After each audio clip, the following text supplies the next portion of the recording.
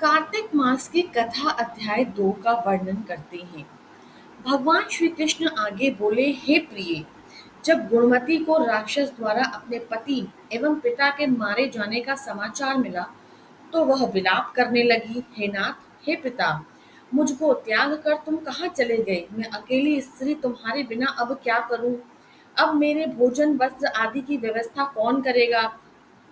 घर में प्रेम पूर्वक मेरा पालन पोषण कौन करेगा? मैं कुछ भी नहीं कर सकती। मुझ विधवा की रक्षा कौन करेगा? मैं कहाँ जाऊं? मेरे पास तो अब कोई ठिकाना भी नहीं रहा। इस प्रकार विलाप करती हुई गुणवती चक्कर खाकर धरती पर गिर पड़ी और बेहोश हो गई। बहुत देर बाद जब उसे होश आया तो वह पहले की ही भांति करुणा विलाप करती हुई शोक सागर में डूब गई। कुछ समय के पश्चात जब वह संभली तो उसे ध्यान आया कि पिता और पति की मृत्यु के बाद उसे क्रियाएं भी करनी होंगी जिससे उनकी गति हो सके। इसीलिए उसने अपने घर का सारा सामान बेच दिया और उससे प्राप्त धन से अब उसने अपने पिता एवं पति का श्राद्ध आदि कर्म किया। तत्पश्चात वह उसी नगर में रहते हुए आठों पहर भगवान विष्णु की भक्ति करने लगी। उसने मृत्यु पर्यंत तक नियम पूर्वक सभी एकादशियों का व्रत और कार्तिक महीने में उपवास एवं व्रत किए। हे प्रिय, एकादशी और कार्तिक व्रत मुझे बहुत ही प्रिय है। इनसे मुक्ति, भक्ति, पुत्र तथा संपत्ति प्राप्त होती है। कार्तिक मास में जब तुला राशि पर सूर्य आता है तब ब्रह्म मुहूर्त में उठकर स्नान करने व व्रत व उपवास करने से मनुष्य मुझे बहुत प्रिय है, क्योंकि यदि उन्होंने भी पाप किए हो तो भी स्नान व व्रत के प्रभाव से उन्हें मोक्ष प्राप्त हो जाता है। कार्तिक में स्नान, जागरण, दीपदान तथा तुलसी के पौधे की रक्षा करने वाले मनुष्य साक्षात भगवान विष्णु के समान हैं। कार्तिक मास में मंदिर में झाड़ू लगाने वाले, स्वास्तिक बनाने वाले तथा भगवान विष्णु की पूजा करने वाले मनुष्य जन्म मरण के चक्कर से छुटकारा पा जाते हैं। यह सुनकर गुणवती भी प्रति वर्ष श्रद्धा पूर्वक कार्तिक का व्रत और भगवान विष्णु की पूजा करने लगी। हे प्रिय, एक बार उसे ज्वर हो गया और वह बहुत कमजोर भी हो गई।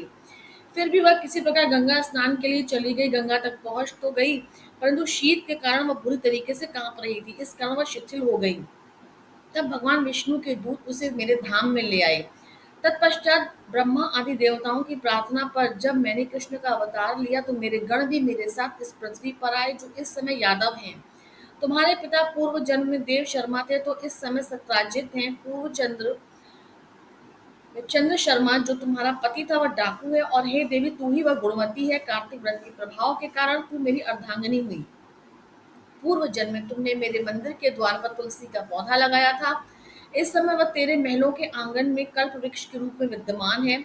उस समय तुमने जो दीपदान किया उसी कारण तुम्हारी देह इतनी सुंदर है और तुम्हारे घर में साक्षात लक्ष्मी का वास है। चूंकि तुमने पूर्व जन्म में सभी अपने व्रतों का फल पति स्वरूप विष्णु को अर्पित किया था, उसी के प्रभाव से इस जन्म में तुम मेरी प्रिय पत्नी हुई हो। पूर्व जन्म में तुमने नियम पूर्वक जो कार्तिक मास का व्रत किया उसी के कारण मेरा और तुम्हारा कभी वियोग नहीं होगा।